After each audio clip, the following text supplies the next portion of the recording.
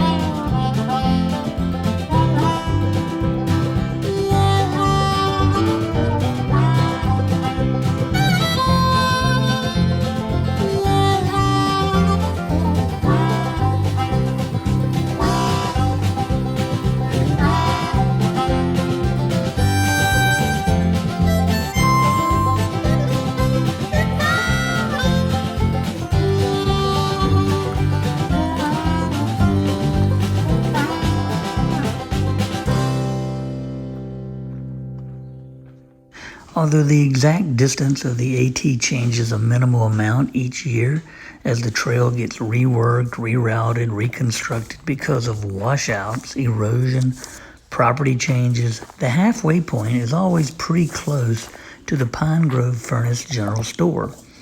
It serves hikers resupply items, cold drinks, hamburgers and french fries, and even a hostel where I'm staying tonight. But what it also keeps in vast supply is ice cream. And this is home to the Ice Cream Challenge. In 1980, ravenous thru hikers started trying to eat an entire 1/2 gallon of ice cream. They created the 1/2 gallon club, which morphed into the Half Gallon Challenge. It's a tradition, not a competition.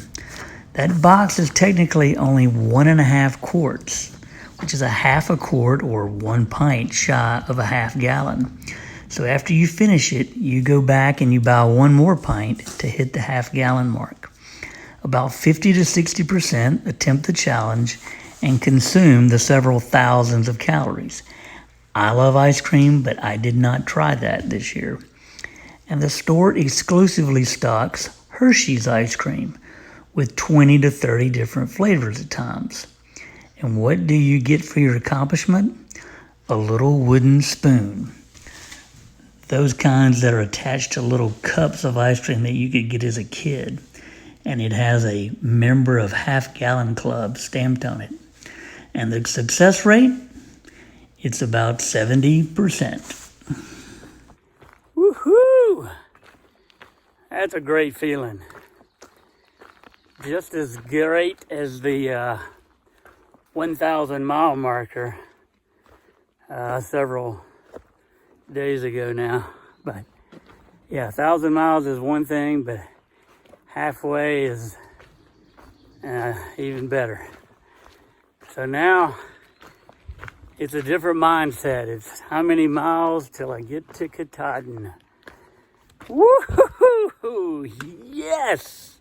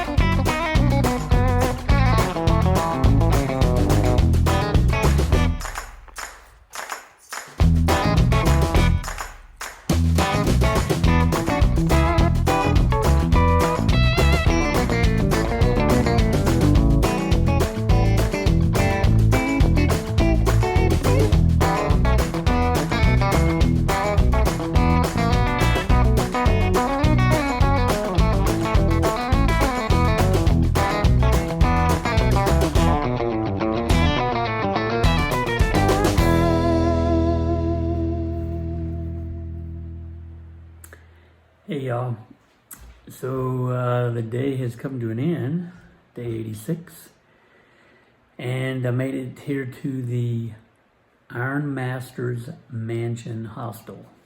I think I've mutilated that name several times, but it's the Iron Masters Mansion Hostel. And apparently it was an Iron Master who lived here and had a big mansion. And it's just basically a hostel now. And there are some private rooms that you can rent as well, but I'm just staying in the hostel part. Hot day. Oh, mercy. It was 90 plus degrees. And I was stopping. Every few miles there was water and pouring in Gatorade powder. But I was drenched most of the day. But yeah, 2 big milestones. You know, the halfway mark is a huge one for sure.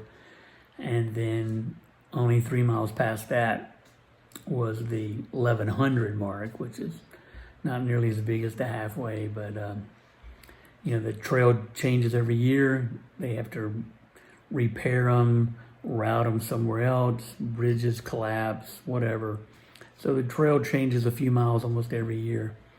And that post with a halfway mark gets moved around every year. But it was good to, I was there, and there was another group of hikers there, and they took my picture, so that worked out really nice. And wasn't a lot of views, just there was a lot of woods, a lot of rocks. And then about 3 miles before I got here, I looked to the left, saw a black snake, and then I looked again and it looked like it was a pile of snakes. So I kind of backed up, and then I saw that blood, and I was like, what is going on? And apparently that was a mother snake giving birth to a bunch of little snakes. And it looked like a male snake was on top of her, just protecting her. So it was kind of bizarre. I did not disturb them and kept moving. And that same group of guys who took my picture had seen a big 5-foot rattlesnake earlier in the day. So boy, the snakes are just out everywhere. But yeah, it was only 17.2 miles here, which is what I need to average. And I ran into Sleepy, who I hadn't seen since Daleville, Virginia, and he was zeroing here today. So I got to see him again, and like me, he's got to go to a wedding in about 3 weeks, and he's trying to figure out where to get off the trail and catch a flight, either Newark or LaGuardia or JFK in New York City somewhere. So we're both kind of studying the maps, trying to figure that out. And you just don't know the terrain, the weather, anything could mess us up. But so we're working on that. And then tomorrow is probably about 19 miles. I'm going to try to make it to Boiling Springs, Pennsylvania.